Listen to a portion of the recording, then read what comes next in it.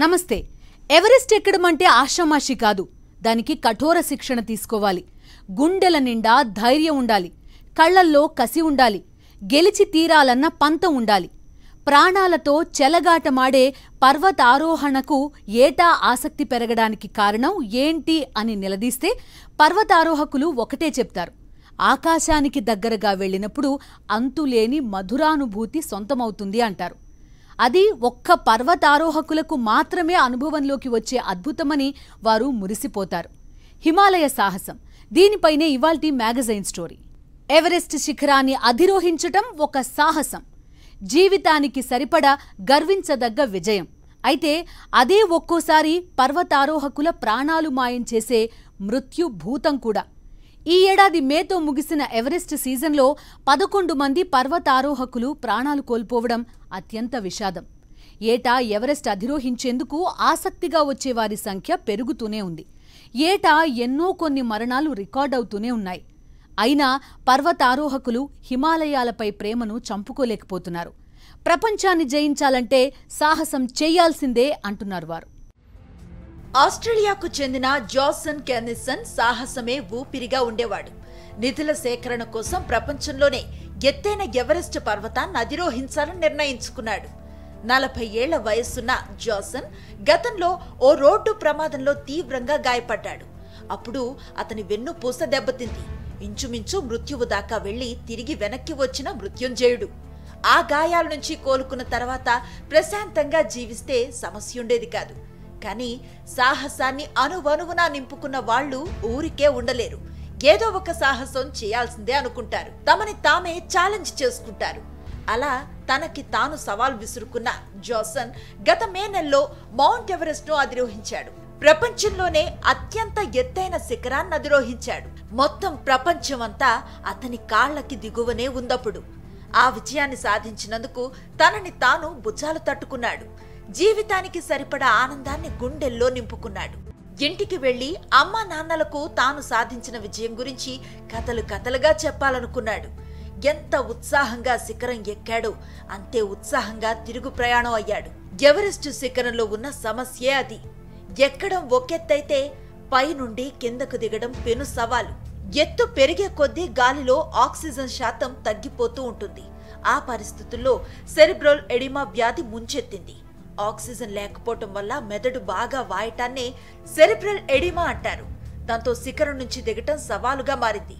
అతని పరిస్థితి బాగాలేదని గమనించిన షెర్పాలు కిందకు తీసుకువెళ్లాలని అనుకున్నారు. కానీ వారి దగ్గర ఉన్న ఆక్సిజన్ సిలిండర్లు ఖాళీ అవుతూ ఉండటంతో వాటి నింపుకొని రావటానికి 2 షెర్పాలు కిందకు వెళ్లారు. అప్పుడు జాసన్ 8400 అడుగుల ఎత్తులో శిఖరంపై ఉన్నాడు. కిందకు దిగిన షెర్పాలు ఆక్సిజన్ నింపుకొని పైకి వద్దాం అనుకునేసరికి మంచు తుఫాను మొదలైంది. దాంతో వాళ్లు వెంటనే పైకి రాలేకపోయారు. అదే జాసన్ కు శాపమైంది. శిఖరం నుంచి దిగుతూ ఒక్కసారిగా పడిపోయిన జాసన్ ఇక లేవలేదు. శాశ్వత నిద్రలోకి జారుకున్నాడు. తనయుడి మరణ వార్త విని తల్లిదండ్రులు కుప్పకూలిపోయారు. విషాదంలో నిండిపోయారు. మా అబ్బాయి వాడనుకున్నది సాధించాడు, కానీ ఆ ఆనందాన్ని మాతో పంచుకోకుండానే వెళ్లిపోయాడు అంటూ తల్లిదండ్రులు బోరుమన్నారు. అసలు వెన్నుపూసకు తీవ్ర గాయాలైన వ్యక్తి, దాంతో ఏళ్ల తరబడి మానసిక సమస్యలు ఎదుర్కొంటూ కోలుకుంటున్న వ్యక్తి ఎవరెస్ట్ ఎక్కాలని అనుకోవటమే సాహసం. వెన్నుకైన గాయాలకు చికిత్స చేసిన వైద్యులైతే జాసన్ తిరిగి అతని జీవితంలో నడిచే పరిస్థితి ఉండకపోవచ్చు అనుకున్నారు. కానీ జగముండి అయిన జాసన్ వైద్యులను ఆశ్చర్యపరుస్తూ కోలుకోవటమే కాదు, తన ఇంటి పరిసర ప్రాంతాల్లోనే ఎవరెస్ట్ శిఖరాన్ని అధిరోహించడానికి అవసరమైన విన్యాసాలపై శిక్షణ తీసుకున్నాడు. కఠోర సాధన చేశాడు. ఎవరెస్ట్ పై 2 పర్వతాల మధ్య నిచ్చెనతో దాటే ప్రమాదకర ప్రక్రియను కూడా ఇంటి వద్దే సాధన చేశాడు జాసన్. ఆ సాధనకు అనుగుణంగా ఎవరెస్ట్ శిఖరాన్ని అధిరోహించాడు. చివరకు విశ్వ విజేతగానే కన్నుమూశాడు. ఎవరెస్ట్ పై ఇటువంటి ప్రమాదాలు ఏటా జరుగుతూనే ఉంటాయి. ఈ సీజన్లో 11 మంది దాకా పర్వతారోహకులు ప్రాణాలను వదిలారు. మరో 2 గల్లంతయ్యారు. వారి ఆచూకీ కూడా కనబడలేదు. ఎవరెస్ట్ చరిత్రలో అత్యంత విషాదకర సంవత్సరంగా 1996ను చెప్తారు. ఎవరెస్ట్ ఎక్కటమంటే ఆకాశానికి నిచ్చెన వేయటమే.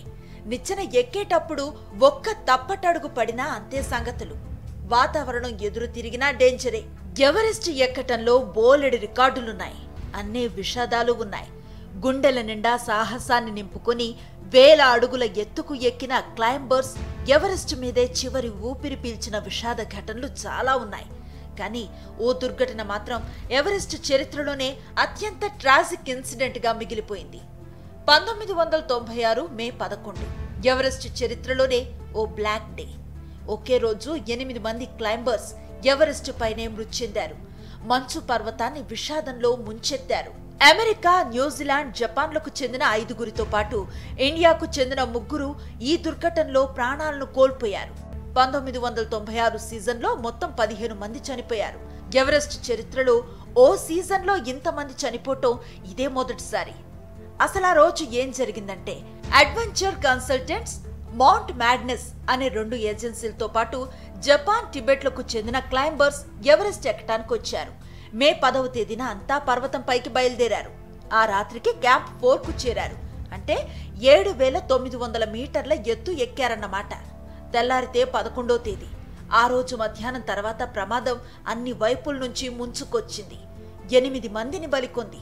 ఈ ఘటనలో న్యూజిలాండ్కు చెందిన రాబ్ హల్, ఆండ్రూ హ్యారిస్, అమెరికాకు చెందిన హ్యాన్సెన్ స్కాట్ ఫిషర్, జపాన్కు చెందిన యాసుకో నంబా, భారత్కు చెందిన సుబేదార్ సెవాంగ్, లాన్స్ నాయక్, పల్జోర్లు మృతి చెందారు. ఇక్కడ చనిపోయిన వారిలో ఇంచుమించు 70% మంది దేహాలు గల్లంతే. ఇంతవరకు 150 మంది మృతదేహాలు ఏమయ్యాయో కూడా తెలియలేదు. పర్వతారోహణ అంటేనే అడుగడుగునా ప్రమాదాలు పొంచి ఉన్న ఒక సాహస కృత్యం అంటున్నారు నిపుణులు. అన్ని జాగ్రత్తలు తీసుకున్నా ప్రకృతి వైపరీత్యాలు ఎలా కబళిస్తాయో పర్వతారోహణలోనూ కొన్ని సమస్యలు ప్రాణాలతో చెలగాటమాడతాయని వారంటున్నారు. ఎవరెస్ట్ ఎక్కడమంటే ఆకాశానికి నిచ్చెన వేయడమే. నిచ్చెనెక్కేటప్పుడు ఒక్క తప్పటడుగు పడినా అంతే సంగతులు. వాతావరణం ఎదురు తిరిగినా డేంజరే. ఎవరెస్ట్ ఎక్కడంలో బోలెడు రికార్డులున్నాయి. అన్నే విషాదాలు కూడా ఉన్నాయి. గుండెల నిండా సాహసాన్ని నింపుకుని వేల అడుగుల ఎత్తు ఎక్కిన క్లైంబర్స్ ఎవరెస్ట్ మీదనే చివరి ఊపిరి పీల్చిన విషాద ఘటనలు చాలా ఉన్నాయి.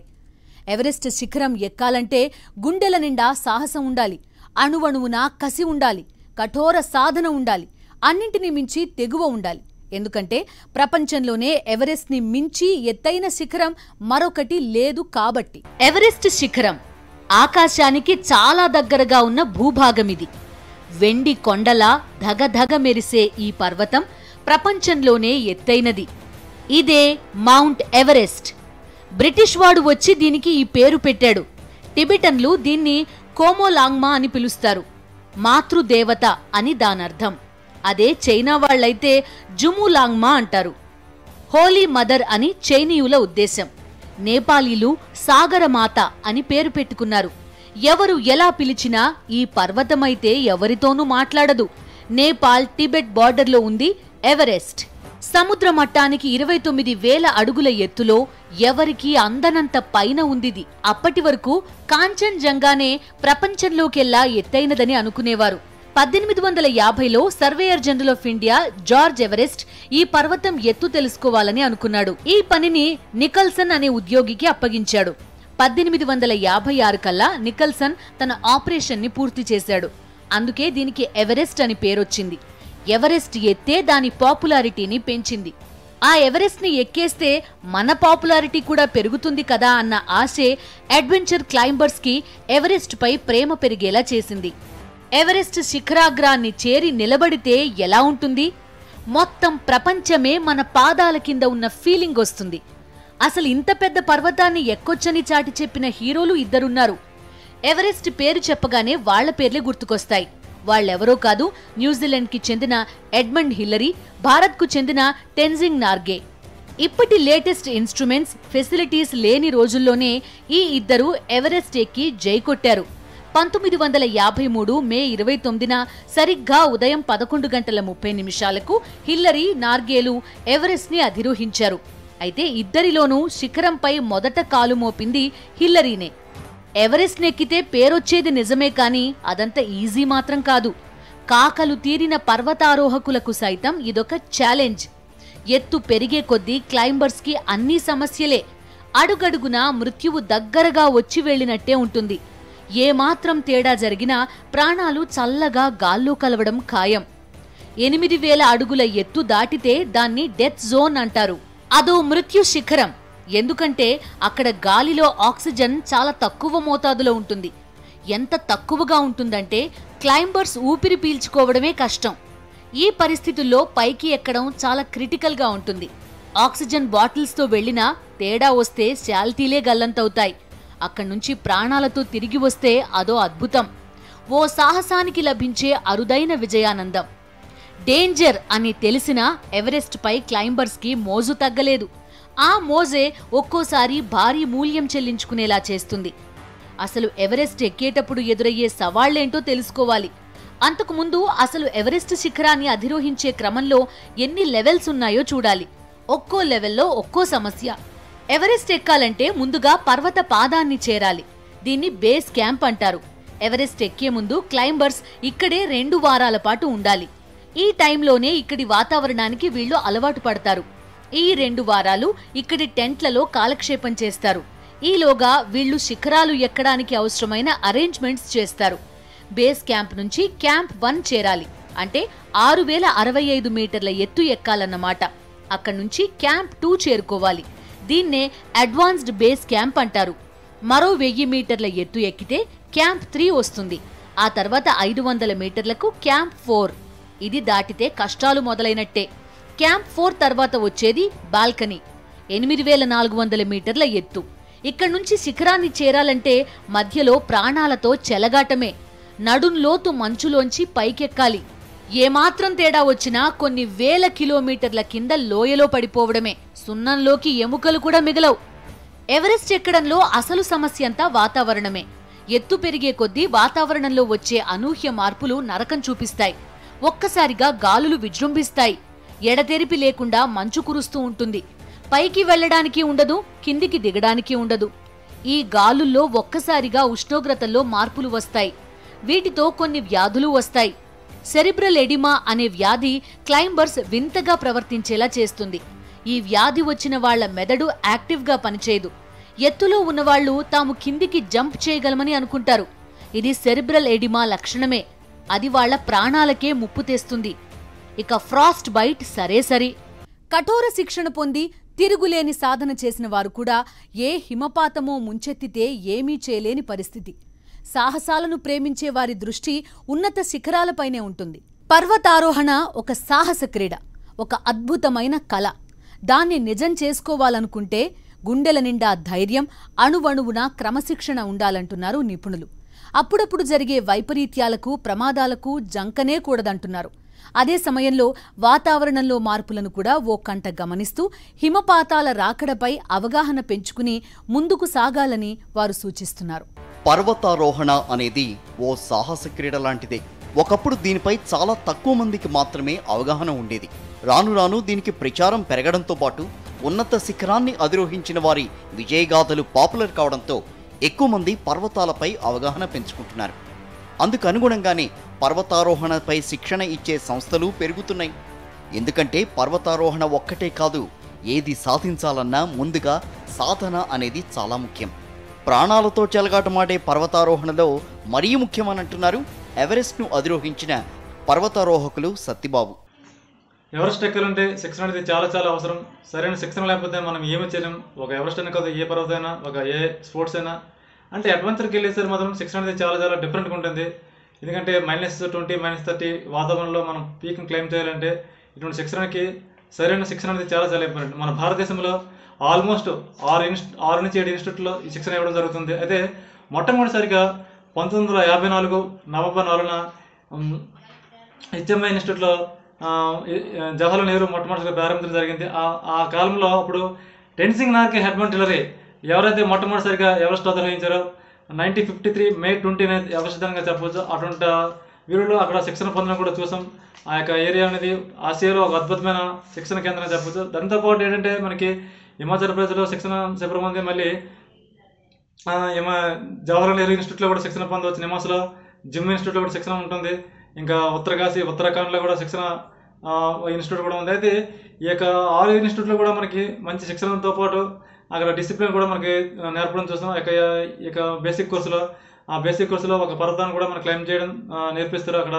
ఏటా కొన్ని వందల మంది ఎవరెస్ట్ను అధిరోహిస్తూ ఉంటారు. ఇందుకోసం వారు పర్మిట్లు తీసుకోవాల్సి ఉంటుంది.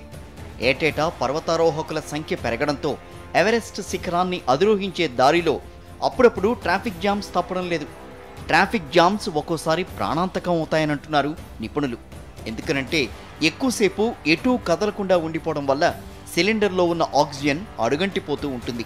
అది ప్రాణాలకే ఎసరు పెడుతుంది. పర్వతారోహణపై ఎత్తు పెరిగే కొద్ది మాత్రం చాలా డిఫికల్ట్ సమస్యలు ఉంటాయి. చాలా ప్రమాదమైన సమస్యలు కూడా మనం చూస్తున్నాం. ఎత్తు పెరిగే కొద్ది దానికి ఆక్సిజన్ అనేది అందదు. ఆక్సిజన్ ఎప్పుడైతే అందదో ఆల్మోస్ట్ మన బాడీ డిహైడ్రేట్ అయిపోయి అక్కడ రీచ్ అవుతాం అవ్వాలనే పరిస్థితులు కూడా చూస్తున్నాం. అయితే వెళ్ళే చావులో చాలా డెడ్ బాడీస్ ఎదురవుతాయి, అక్కడ చాలా ఇబ్బందులు ఎదురవుతాయి. అక్కడ ఎవరెస్ట్ పై ఆల్మోస్ట్ అక్కడ ట్రాఫిక్ జామ్ అవుతుంది. ట్రాఫిక్ జామ్ అవ్వడానికి కారణం అంటే ఒకేసారి చాలామంది ఇతర దేశాల నుంచి వచ్చిన క్లైంబర్స్ అందరూ ఒకే చోట ఉంటారు కాబట్టి 1 by 1 అలా క్లైంబ్ చేస్తూ వీళ్ళతో పాటు ఆక్సిజన్ అయిపోతుంది కాబట్టి మనకి ఇబ్బంది ఎదురవుతాయి. అటువంటి సమస్యల నుంచి మనం బయటపడాలంటే సెక్షన్లో మనకి లెన్స్ కెపాసిటీ బాగా పెంచుకోవాలి. లెన్స్ కెపాసిటీ ఎప్పుడైతే పెంచుకుంటామో ఆటోమేటిక్గా దాని నుంచి రిమూవ్ అవ్వడానికి ఎంత కొంత ఛాన్స్ అయితే ఉంటుంది. ఎవరెస్ట్పై ప్రేమతో దాన్ని అధిరోహించాలనే లక్ష్యంతో చాలామంది చాలా సాహసానికి ఒడిగడతారు. పలు సందర్భాల్లో అది ప్రాణాలకే ప్రమాదం. అయినా సాహసికులు మాత్రం ఎక్కడా వెనుకడుగు వేయడం లేదు. దానికి కారణం తాము సాధించే విజయం అంత గొప్పది కాబట్టేనంటున్నారు నిపుణులు. ప్రపంచంలో ఎత్తైన శిఖరం ఎవరెస్ట్ అధిరోహించాలంటే చాలా కష్టం. దాంతో ఎంతో ధైర్యం ఉండాలి, దాంతో పాటు ఎంతో గట్స్ కూడా ఉండాలి. దానికి కారణం ఏంటంటే ఆల్మోస్ట్ ప్రతి సంవత్సరం కూడా ఎవరెస్ట్ అధిరోహించి చాలామంది చనిపోవడం జరుగుతుంది. ఈ సంవత్సరం అత్యధికంగా 11 మంది చనిపోవడం చూస్తాం ఈ యొక్క ఎవరెస్ట్ పైన. దాంతోపాటు ఏంటంటే రీసెంట్లీగా మన ఇండియాలో డిసెంబర్ నెలలో ఉత్తరాఖండ్లో ద్రౌపది దండ పర్వతం పైన ఆల్మోస్ట్ 30 మెంబర్స్ కూడా ఎవరు కూడా చనిపోవడం చూసాం. అయితే ఇంతమంది చనిపోయినప్పుడు కూడా ఎవరెస్ట్ అధిరోహించడానికి కారణం ఏంటంటే ఒక ఒలింపిక్స్లో ఒక ఒలింపియన్ పార్టిసిపేట్ చేసి ఒలింపిక్ మెడల్ సాధించాలని ఇటువంటి కళకు ఉంటాడు. అదేవిధంగా ఒక పర్వతారోహణుడు ఎవరెస్ట్ ఎక్కి ప్రపంచాన్ని జయించినట్టు ఫీలింగ్ పొందుతాడు అనమాట. అక్కడ ఎవరెస్ట్ ఎక్కేటప్పుడు అనుభవాలు ఏ విధంగా ఉంటాయంటే ఎవరెస్ట్ పైన ఎవరెస్ట్ ఎక్కేటప్పుడు ఎవరెస్ట్ అని కాదు ఆల్మోస్ట్ ఏ పర్వతం ఎక్కినా ఒక ప్రపంచంలో ఒక టాప్ 5 నుంచి రాత్రి మీద చూసినట్లయితే ఒక గెలాక్సీ లాగా అద్భుతమైన ఒక ఏదో ఒక చంద్రుని దగ్గర చూసినట్టు ఒక అనిపిస్తుంది. దాంతో పాటు ఒక అద్భుతమైన దృశ్యం, అది తెలియని ఫీలింగ్ అనమాట. రోడ్డు ప్రమాదాలు జరుగుతున్నాయని ప్రయాణాలు మానేస్తామా?